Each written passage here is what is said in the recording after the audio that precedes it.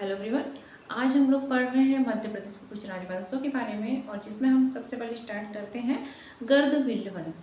गर्दभिल्ल वंश एक राजवंश था, मध्य प्रदेश से संबंधित है। और इसका शासन अगर हम देखें तो मध्य प्रदेश के जो वर्तमान मालवा क्षेत्र है, जिसको कि कभी हम मालवगढ़ के नाम से जानते थे, तो उस क्षेत्र पर इस वंश का शासन हुआ करता था। यानी इस वंश के जो शासक थे, उन्होंने मालवा, जो वर्तमान मालवा क्षेत्र है, जिसे हम प्राचीन नाम मालवगढ़ के नाम से जानते थे, तो उन्होंने उस मालवगढ़ क्षेत्र पर शासन किया। और जो गर्दभिल्ल वंश के शासक थे, उनकी राजधानी यानी मालवगढ़ क्षेत्र की राजधानी हुआ करती थी उज्जैनी। ठीक है, मालवगढ़ क्षेत्र की राजधानी क्या हुआ करती थी? उज्जैनी उनकी राजधानी हुआ करती थी। और गर्दभिल्ल वंश के शासकों जो थे, उन्होंने अगर हम टोटल देखें तो लगभग 153 वर्ष हमारे मध्य प्रदेश में, ठीक है, इस वंश का शासन रहा है। यानी कि गर्दभिल्ल वंश का जो शासन है, उसका टाइम पीरियड लगभग 153 वर्ष रहा है। और गर्दभिल्ल वंश के जो शासक थे, उन्होंने मालवगढ़, ठीक है, जैसे कि हम वर्तमान मालवा का जो क्षेत्र है, ठीक है, वो मालवगढ़ क्षेत्र हुआ करता था। और उस समय इनकी राजधानी हुआ करती थी उज्जैनी। तो प्रश्न पूछा जाता है कि गर्दभिल्ल वंश के शासकों की राजधानी क्या थी? उज्जैनी थी। उन्होंने किस क्षेत्र पर शासन किया था? मालवगढ़, जो वर्तमान मालवा के नाम से जिसको जानते हैं, शासन किया। गर्दभिल्ल वंश में लगभग अगर देखें तो हमको 7 शासकों के बारे में जानकारी प्राप्त होती है। ठीक है, जो 7 शासक थे उनके बारे में मेनली जानकारी प्राप्त होती है विभिन्न स्रोतों से।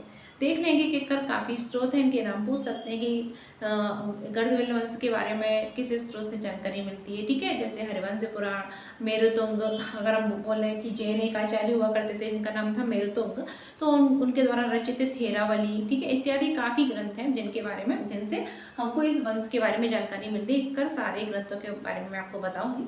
ठीक है, देखिए सबसे पहले देख लेते हैं कि आखिर इस वंश की स्थापना हुई कैसे, किसने की।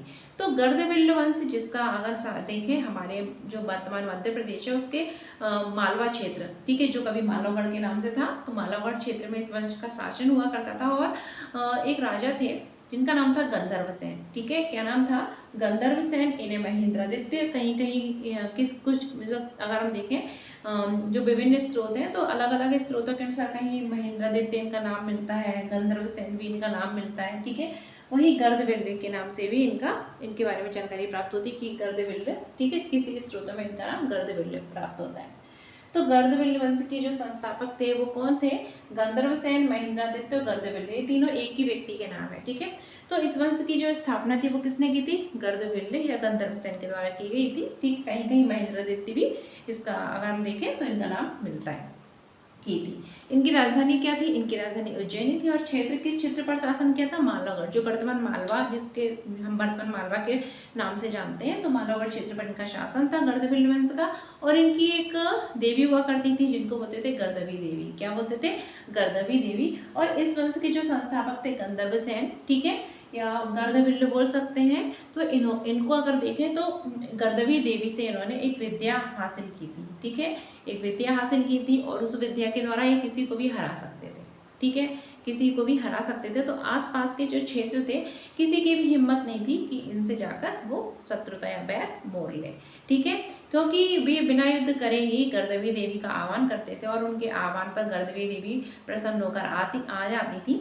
ठीक है, और उसके बाद जो है कि जो शत्रु होता था, ठीक है, उसको बिना बाढ़ के ही, बिना युद्ध लड़े ही ये पराजित कर देते थे, सिर्फ ध्वनि की आवाज़ से। ठीक है, अब देखो होता यूँ है कि गंधर्वसेन जो थे, इनकी काफ़ी रानियाँ हुआ करती थी। पहले राजाओं की काफ़ी रानियाँ हुआ भी करती थी, तो इनकी भी 6-7 रानियाँ थी। ठीक है, विभिन्न स्रोतों से जानकारी मिलती है कि इनकी 7 रानियाँ हुआ करती थी, जिसमें से एक रानी सरस्वती थी। क्या थी? सरस्वती। और अगर हम बात करें सरस्वती, ठीक है, गर्दभिल्ल वंश के संस्थापक कौन थे? गंधर्वसेन, जिन्हें हम महेंद्रादित्य के नाम से भी जानते हैं और गर्दभिल्ल के नाम से भी जानते हैं। ठीक है, और इनकी राजधानी क्या हुआ करती थी? उज्जैनी, यानी कि मालवा का जो क्षेत्र है मालवगढ़, ठीक है, उस क्षेत्र पर गर्दभिल्ल वंश का शासन था। उनकी राजधानी थी उज्जैनी। जैसे कि हमारा मध्य प्रदेश पूरा, और राजधानी क्या हमारी भोपाल है, ऐसी मालवगढ़ क्षेत्र था पूरा, और राजधानी क्या थी? उज्जैनी थी। अब गंधर्वसेन की 7 रानियाँ थी। कितनी रानियाँ थी? 7 रानियाँ थी। ठीक है, अब देखो सातों के बारे में हमें ज़्यादा नहीं डिटेल में देखना है, हमें एक के बारे में डिटेल में देखना है, क्योंकि अगर ये नहीं होती ना, तो शकों से इनका युद्ध कुछ नहीं हुआ होता, इतने फेमस ही नहीं हो पाते।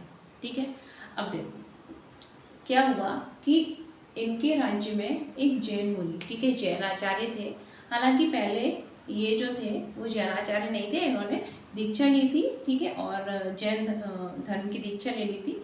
एक राजा के पुत्र हुआ करते थे, ठीक है। तो कालकाचार्य जो थे वो जैन मत के अनुयायी थे, जैन आचार्य थे। इनकी एक बहन थी जिनका नाम था सरस्वती, ठीक है। क्या नाम था? सरस्वती। अब होता यूँ है, इन्होंने भी जैन जो मत को स्वीकार कर लिया था, ठीक है। और इनकी बहन थी, काफ़ी सुंदर थी। तो जो गर्दभिल्ल राजा थे तो इनको हो जाता है इनकी बहन से प्रेम, ठीक है। इतनी सुंदर थी कि जो जब वो ये इन्होंने जैन धर्म को ग्रहण कर लिया था, ठीक है, जैन धर्म को स्वीकार कर लिया था और सब अपने अलंकार वगैरह त्याग दिए थे, लेकिन फिर भी ये इतनी सुंदर थी कि इनकी सुंदरता पर ये हो गए लट्टू, ठीक है। अब लट्टू हो गए तो उन्होंने कहा कि इनसे हम विवाह करते हैं, प्रपोज करा होगा, जो भी हो XYZ, ठीक है। अब ऐसा अलग अलग ग्रंथों से मिलता है कि इनका हो गया प्रेम विवाह। कहीं कहीं लिखा रहता है कि इन्होंने गंधर्व विवाह किया था, ठीक है, जिसमें कालकाचार्य की मर्जी बिल्कुल नहीं थी। कहीं कहीं बोलते हैं कि इन्होंने देवी सरस्वती जो थी, ठीक, कालकाचार्य की बहन थी सरस्वती, इनको किडनैप कर लिया था, ठीक है, अपहरण करके उनका विवाह करा, ठीक। कहीं कहीं बोलते हैं, मतलब अलग अलग स्टोरियाँ अलग अलग जगह से जानकारियाँ प्राप्त हैं, ठीक है, एक्यूरेट कुछ नहीं बोल सकते। तो बस आप लोग को ये याद रखना है, कालकाचार्य की बहन थी और इन्होंने जो गर्दभिल्ल राजा थे, ठीक है, गर्दभिल्ल वंश के संस्थापक थे, इन्होंने कालकाचार्य की बहन से बिना भाई की मर्जी से विवाह कर लिया। अब विवाह कर लिया, विवाह के बाद क्या हुआ? कालकाचार्य हो गए नाराज। कालकाचार्य नाराज हो गए क्योंकि भाई बिना मर्जी के, और गर्दभिल्ल जो राजा थे उन्होंने उनकी बहन से विवाह कर लिया, ठीक है, अपहरण करके विवाह कराओ, प्रेम विवाह कराओ, दोनों ने जो भी हो XYZ विवाह आखिर इन्होंने कर लिया, ठीक है, गंधर्व विवाह, जैसा भी विवाह कराओ विवाह कर लिया, ले गए इनकी बहन को, ठीक है। ये ऐसा बोलते थे कि इन्होंने किडनैप करके इनकी बहन को जबरदस्ती ले गए थे और बंदी बना लिया। अब जो भी हुआ हो, ज्ञान में प्रेम हो या जबरदस्ती ले गए हो, हमको इतना डिटेल नहीं जाना है। अब देखो होता ही हुआ है, कालकाचार्य हो जाते हैं नाराज। अब कालकाचार्य आसपास के जो क्षेत्र के राजा से उनसे कहते हैं कि हमारी सहायता करो और उनको हम हराएंगे। तो मैंने आपको बताया था कि जो गर्दभिल्ल थे, राजा गर्दभिल्ल, ठीक है, इनकी एक देवी हुआ करती थी, गर्दवी देवी, ठीक है। उनको ये भक्त थे गर्दवी देवी के, ठीक है। और इस वंश को हम गर्दव वंश भी इसीलिए बोलते हैं, रासव वंश भी बोलते हैं, याद रखना। तो ये गर्दवी देवी की आराधना करते थे जब भी युद्ध होना होता था। और क्या होता था, गर्दवी देवी आ जाती थी, उसके बाद उनकी ध्वनि से, ठीक है, क्या होता था कि शत्रु जो थे वो वैसे ही भग जाते थे, ठीक है। इतनी ध्वनि तेज होती थी कि शत्रु जो है वो भग जाते थे गर्दवी देवी से, ठीक है। अब क्या था, कालकाचार्य को ये बात पता थी, ठीक है, कालकाचार्य को ये बात पता थी।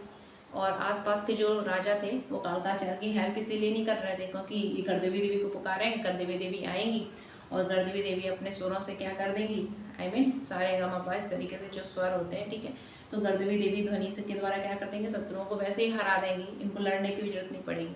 अब कालकाचार्य सब जानते थे, आसपास के राजा जानते थे, कोई कालकाचार्य की हेल्प नहीं कर रहा था। अब कालकाचार्य कहाँ चले जाते हैं, सिंध पार चले जाते हैं इधर, ठीक है, सकों के पास जाते हैं और सकों से कहते हैं कि भाई हमारी सहायता करो इस तरीके से, और सकों को वो पूरा तैयार कर लेते हैं। उनको पता था कि जो गर्दभिल्ल है उनको ये वाली विद्या आती है, गर्दवी देवी को उन्होंने प्रसन्न कर रखा है, ठीक है, उनका आह्वान करते हैं। तो अब क्या होता है, वो पूरी तैयारी करते हैं, कहते हैं गर्दभिल्ल जब देवी का आह्वान करेंगे देवी आएंगी, ठीक है, और अपना मुंह खोलेगा, उनका जब मुंह खुलेगा उस टाइम पे वो क्या करेंगे कि उनकी जो ध्वनि होती थी, ध्वनि को सुन के ही शत्रु जो हारे आते थे, ठीक है, वो भग जाते थे, इतनी तेज ध्वनि होती थी। तो उन्होंने कहा कि जब ध्वनि वो निकाल रही होंगी, ठीक है, कौन सी, गर्दवी देवी, ठीक, तो ये क्या करेंगे, बाणों से, उस समय बाणों से प्रहार करेंगे। जब बाणों से प्रहार करेंगे तो गर्दवी देवी जो है उनके जो कार्य है ध्वनि उत्पन्न करने का, उसमें व्यवधान उत्पन्न होगा, मुंह उनका बंद कर देंगे, ठीक है, ध्वनि से। अब क्या होता है, ऐसा ही करते हैं, सकों के साथ जाते हैं, सकों से सहायता लेते हैं, सक तैयार हो जाते हैं, इंडिया आते हैं, सक हमारे भारत आते हैं, ठीक है, कालकाचार्य इनको लेकर आते हैं। और फिर होता है गर्दभिल्ल वंश के राजा गर्दभ, ठीक है, सैन्य यानी गर्दभिल्ल के मध्य और सकों के मध्य होता है युद्ध। और युद्ध किसने, रणनीति किसने तैयार की थी, कालकाचार्य ने, क्योंकि कालकाचार्य चाहते थे कि चाहे कुछ भी हो जाए हमको इनको गर्दभिल्ल को हराकर अपनी बहन को वापस लाना है। अब होता यूँ है, युद्ध होता है, पूरी तैयारी थी, अरेंजमेंट सब कुछ था। कालकाजार को सब पता था कि कैसे इनको हराया जा सकता है। बहुत भयंकर युद्ध होता है और उस युद्ध में क्या होता है, शकों की हो जाती है विजय। और गर्दभिल्ल वंश के जो राजा थे गंधर्वसेन, जिनको गर्दभिल्ल महेंद्रादित्य भी बोलते हैं, उनकी हो जाती है हार। ठीक है, गंधर्वसेन नाम पूछा जाता है, इनकी हो जाती है हार और शकों की हो जाती है विजय। अब शकों की विजय हो जाती है, ठीक है, शकों की विजय होने के बाद गर्दभिल्ल वंश का शासन कुछ समय के लिए समाप्त हो जाता है और जो मालवगढ़ यानी क्षेत्र था जिसकी राजधानी उज्जैनी हुआ करती थी, वहाँ पर हो जाता है शकों का साम्राज्य स्थापित हो जाता है। उस समय क्या था, शकों का साम्राज्य स्थापित हुआ। ठीक है, तो अगर हम देखें तो इन्होंने जो साम्राज्य जब इनका स्थापित हुआ, इनका शासन स्थापित हुआ भारत में, ठीक है, तो इन्होंने कई सारे ऐसे कार्य किए जो नहीं करने चाहिए थे। ठीक है, अब इसके बाद होता क्यों क्या है कि गर्दभिल्ल वंश जो था, उनके शासक क्या थे, गर्दभिल्ल या गंधर्वसेन थे। उनके काफ़ी सारे पुत्र थे, लेकिन सारे काफ़ी सारों के बारे में हमको नहीं पढ़ना है, हमको मेनली दो के बारे में पढ़ना है। किसके बारे में, दो के बारे में। एक थे भरथरी, ठीक है, राजा भरथरी, भरथरी की गुफाएं है ना, वही भरथरी समझ लो। दूसरे क्या थे, विक्रमादित्य थे। ठीक है, तो गंधर्वसेन के हुए दो पुत्र, ठीक है, पुत्र ज़्यादा थे, हमको दो पुत्रों के बारे में पढ़ना है। इनके पुत्र एक थे भरथरी, दूसरे थे विक्रमादित्य। ठीक, अब होता यूँ है कि जो भरथरी है वो विक्रमादित्य के बड़े भाई थे। इनकी शासन वासन में कोई रुचि वुचि थी नहीं, तो इन्होंने कहा भाई, इन्होंने साम्राज्य संभाल लिया। ऐसा होता है कि इनकी एक पत्नी थी पिंगला, रानी पिंगला।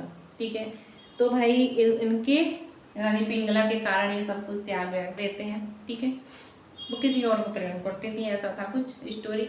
भरथरी अलग से पढ़ेंगे, भरथरी के बारे में तब पूरा अलग से देखेंगे। अभी हम पढ़ रहे हैं गर्दभिल्ल वंश, तो पूरा आज स्टोरी हम वंश के बारे में कौन कौन शासक हुए ये देखते हैं। फिर हम आएंगे भरथरी के बारे में पढ़ेंगे, मेनली विक्रमादित्य और दो शासकों के बारे में हमको मेनली पढ़ना है। ठीक है, तो एक लेक्चर भरथरी पे आएगा, दूसरा लेक्चर विक्रमादित्य पे आएगा। अब देखो, जो भरथरी थे इनकी रानी थी पिंगला, और पिंगला के कारण क्या होता है, ये सब कुछ त्याग व्याग देते हैं। ठीक है, और उसके बाद इनका अगर हम देखें जन्म कहाँ हुआ था, चुनार में हुआ था, यूपी में। मृत्यु सरिस्का राजस्थान में हुई थी और इन्होंने साधना कहाँ की थी, उज्जैन में की थी। ठीक है, याद रखना। इनकी कुछ रचनाएं हैं, नीति शतक, श्रृंगार शतक, वैराग्य शतक। इनकी बात करें भरथरी जो थे, इन्होंने 3 शतक की रचनाओं की, ठीक है, रचना की थी। नीति शतक, श्रृंगार शतक, वैराग्य शतक, ठीक है, रचना की थी। भरथरी की गुफाएं जो हैं, आप लोग कभी जाइए तो उज्जैन में भरथरी की गुफाएं हैं, रंगीन गुफाएं हैं। राजा भरथरी जो थे, ठीक है, तो इन्होंने राजपाट सब त्याग दिया था और फिर किसने संभाला था, विक्रमादित्य ने संभाला था, जो उनके छोटे भाई थे। ठीक है, और भरथरी कौन थे, विक्रमादित्य के बड़े भाई। डिटेल नहीं देखना इतना, हमको विक्रमादित्य में देखना है। अब होता यूँ है कि विक्रमादित्य शासक बनते हैं, अगले शासक कौन बनते हैं, गंधर्वसेन के बाद विक्रमादित्य बनते हैं। ठीक, क्योंकि इनका तो मोह ही भंग हो गया था शासन वासन से रानी पिंगला के चक्कर में। वो अलग स्टोरी है। पिंगला पिंगला जाएंगे तो इधर सब भूल जाएंगे, बाद में देखेंगे पिंगला। अब होता यूँ है कि विक्रमादित्य थे, विक्रमादित्य जो थे वो सोचते हैं कि शकों को किसी तरीके से हराना चाहिए। क्या करना चाहिए, हराना चाहिए। ठीक है, तो विक्रमादित्य और शकों के साथ होता है इनका युद्ध। ठीक है, विक्रमादित्य की काफ़ी सेना थी। विक्रमादित्य का अगर हम साम्राज्य देखें तो काफ़ी इनका 12 साम्राज्य था।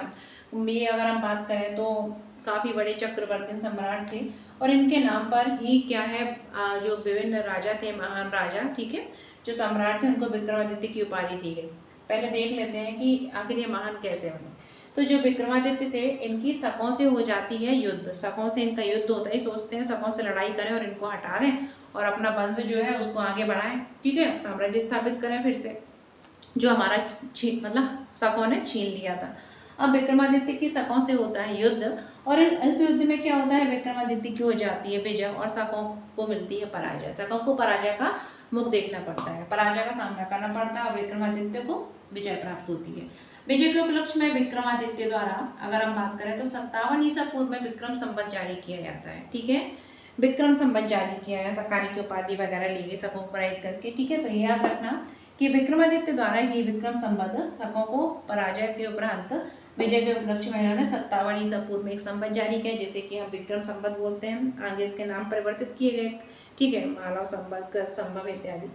अब देखो, अगर हम बात करें विक्रमादित्य, तो विक्रमादित्य तो थे वो हमारे भारत के एक चक्रवर्ती महान सम्राट हुए। कैसे सम्राट हुए, महान चक्रवर्ती सम्राट थे और इतने महान थे कि इनके नाम पर ठीक है। इनके नाम पर 14 जो शासक हुए, 14 सम्राट हुए भारत के, ठीक है। तो उन्होंने उनको विक्रमादित्य की उपाधि धारण की, यानी 14 लोगों ने विक्रमादित्य जो थे काफ़ी महान शासक थे, चक्रवर्ती थे, ठीक है। और अगर हम बात करें हमारा जो पूरा इतिहास है, ठीक है, विश्व इतिहास में पहले चक्रवर्ती सम्राट हुए थे, ठीक है, विक्रमादित्य जो थे वो हमारे जो वर्ल्ड हिस्ट्री समझ लो, हमारी पूरी हिस्ट्री है ना इतिहास, उसमें पहला चक्रवर्ती अगर कोई सम्राट था तो वो कौन था? गर्दभिल्ल वंश के राजा कौन थे? विक्रमादित्य थे, ठीक है। ये क्या थे? चक्रवर्ती सम्राट थे और इनकी ख्याति बहुत थी, ठीक है। इनका साम्राज्य काफ़ी था। अगर हम बात करें तो इनका साम्राज्य कहाँ से कहाँ तक फैला था, तो इनका साम्राज्य जो है, ठीक है अगर हम देखें तो पश्चिम में रोम से, ठीक है, कहाँ पर अगर बात करें इनका साम्राज्य पश्चिम में रोम से लेके और पूरब की साइड, ठीक है, पश्चिम की साइड रोम से लेके पूरब की साइड कहाँ तक था?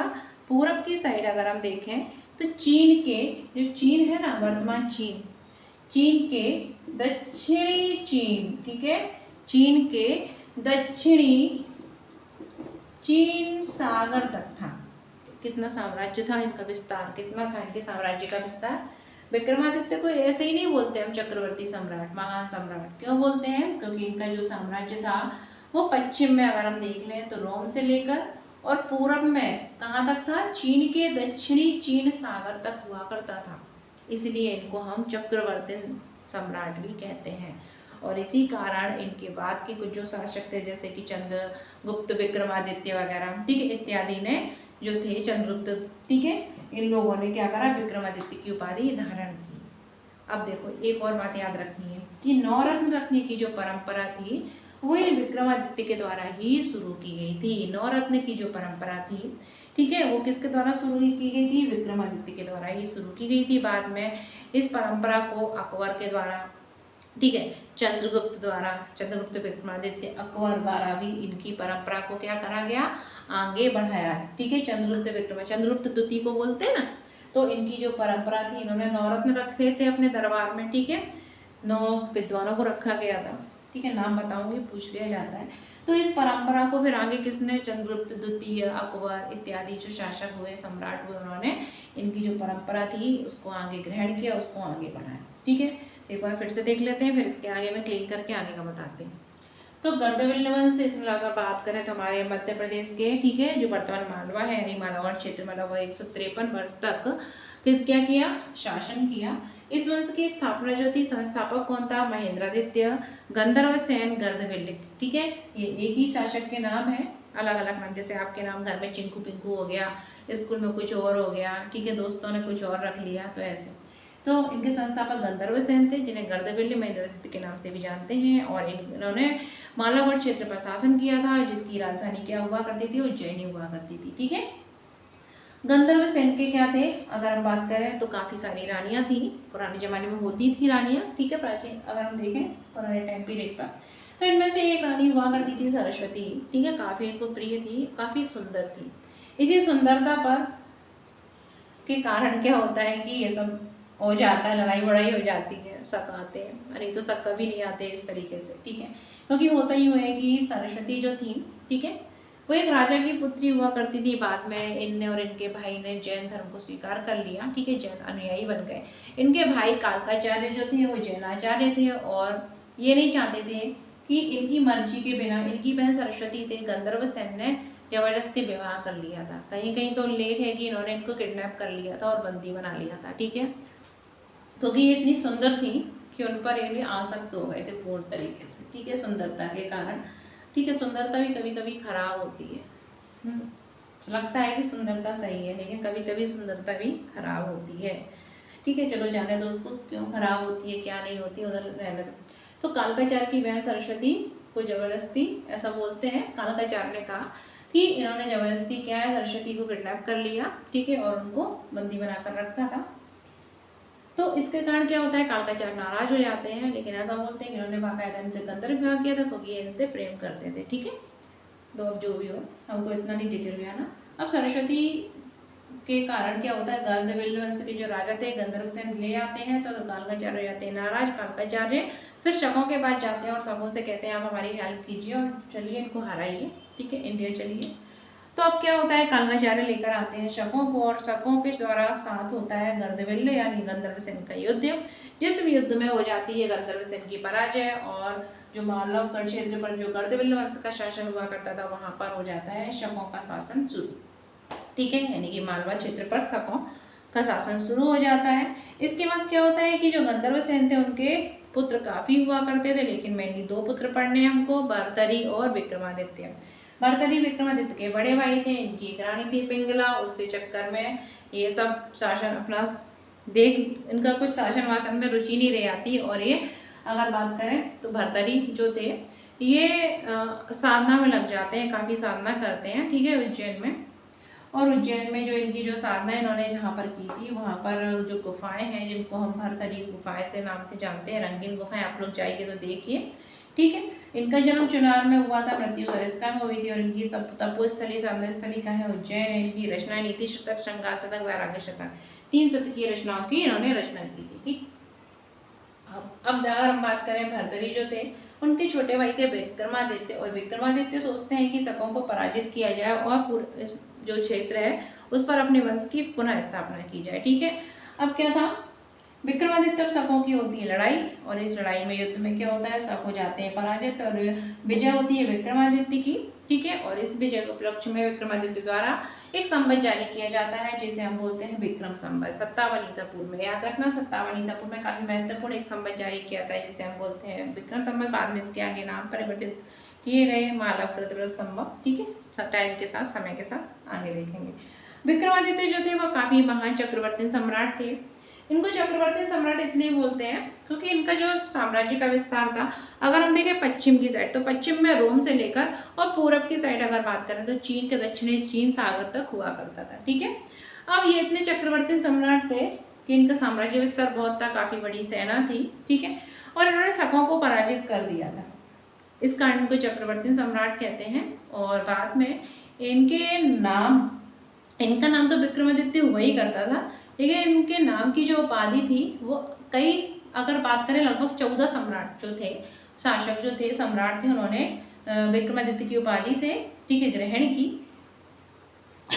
रियल विक्रमादित्य यही थे, वो सब उपाधि हुआ करती थी, जैसे चंद्रगुप्त विक्रमादित्य वगैरह XYZ जो भी विक्रमादित्य है, ठीक है। तो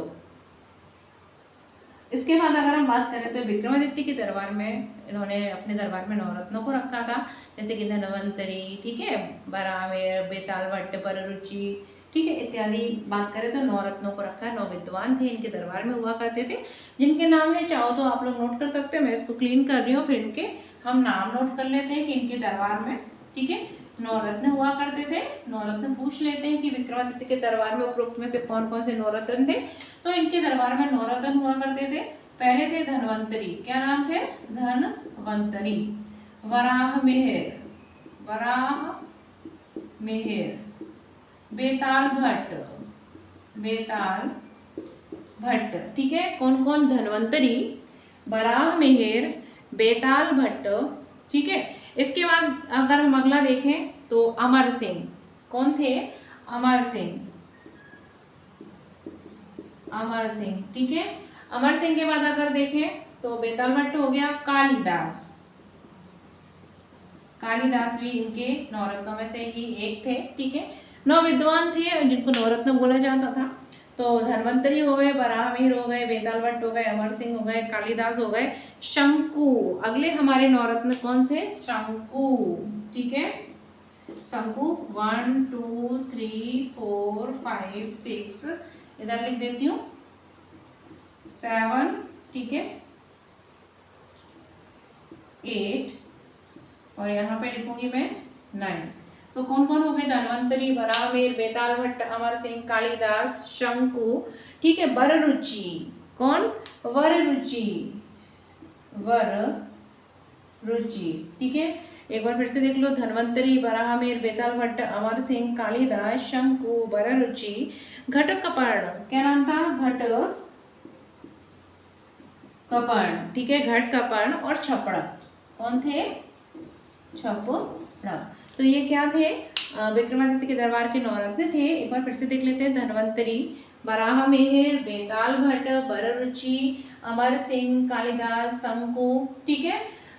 वररुचि मैंने पहले ही बोल दिया, घटकपाण और छपड़क। ये क्या है? जो किसके दरबार में? विक्रमादित्य के दरबार में 9 रत्न थे। बाद में इस परंपरा को चंद्रगुप्त द्वितीय और अकबर द्वारा भी आगे बढ़ाया गया, ठीक है। तो ये क्या हो गए? इनके दरबार के 9 रत्न हो गए। बाद इसके बाद हम देखते हैं कि जो गर्दभिल्ल वंश थे उसके जो प्रमुख शासक कौन कौन थे, गर्दभिल्ल वंश के किन किन शासकों के बारे में, ठीक है, उल्लेख है।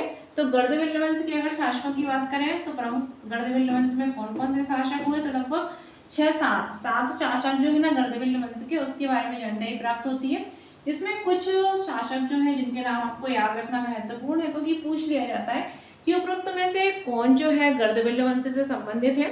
तो एक तो नाम क्या हो गया इस वंश के? अगर हम शासकों की बात करें तो गंधर्वसेन। क्या हो गया? गंधर्वसेन। इसके बाद आपको याद रखना है विक्रमादित्य। विक्रमादित्य जिनको विक्रम सेन के नाम से भी जानते हैं, गंधर्वसेन, ठीक है, जिनको गर्दभिल्ल के नाम से जानते हैं, विक्रमादित्य विक्रम सेन के नाम से जानते हैं। भर्तृहरि भी इस वंश के ही थे, ठीक है, लेकिन उन्होंने शासन नहीं किया था, ठीक है। विक्रमादित्य ने बाद में शासन वासन किया, उन्होंने सब राजपाट अपना त्याग दिया था। एक अगला बात करें तो क्या है? धर्मादित्य, ठीक है, धर्मादित्य। धर्मादित्य की बात करें तो एक थे भाइल्य, ठीक है, भाइल्य, नाइल्य, ठीक है, भाइल्य और नाइल्य, ठीक है।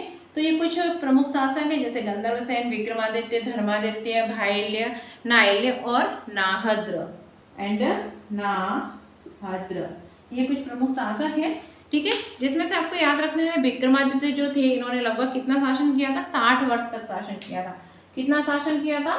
60 वर्ष तक। जो 153 वर्ष का पूरा शासन काल था, जिसमें 60 वर्ष शासन किसने किया था?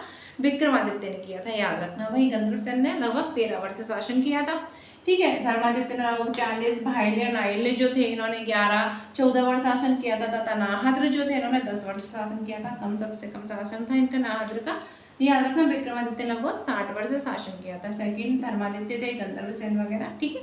तो इस तरीके से ये कुछ गर्दभिल्ल वंश के शासक हो गए। इसके बाद हम देख लेते हैं कि गर्दभिल्ल वंश के बारे में जानकारी हमको किन किन स्रोतों से प्राप्त होती है। अगर देखें तो गर्दभिल्ल वंश की जानकारी के प्रमुख स्रोत क्या है, ठीक है। तो गर्दभिल्ल वंश की जानकारी के प्रमुख स्रोत अगर देख लेते हैं, इसके बारे में जानकारी जो है हमको किन किन स्रोतों से प्राप्त होती है। तो एक अगर हम बात करें तो वो है विक्रम संवत। अगर हम बात करें कि गर्दभिल्ल वंश के बारे में जानकारी के प्रमुख स्रोत क्या है, तो गर्दभिल्ल वंश की जानकारी हमको हरिवंश पुराण, त्रिलोक प्रगति, थेरावली, ये क्या है? अगर हम बात करें तो जैन ग्रंथ है, ठीक है, जैन धर्म से संबंधित है। हरिवंश पुराण भी किस धर्म से संबंधित है? आपसे ये भी पूछ लिया जा सकता है कि हरिवंश पुराण किस धर्म से संबंधित है? जैन धर्म से संबंधित है, ठीक है, एक ग्रंथ है।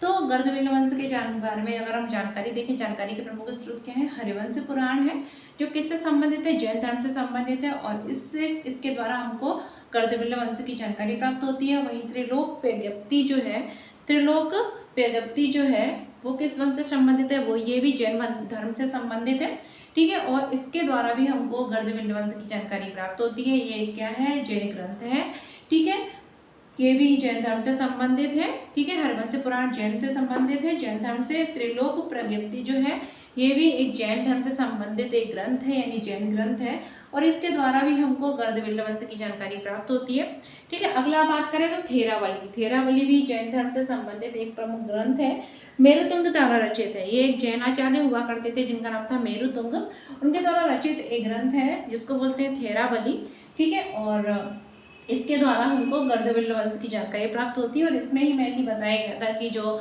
सरस्वती थी उनको जबरदस्ती किडनैप करके ले गए थे, ठीक है।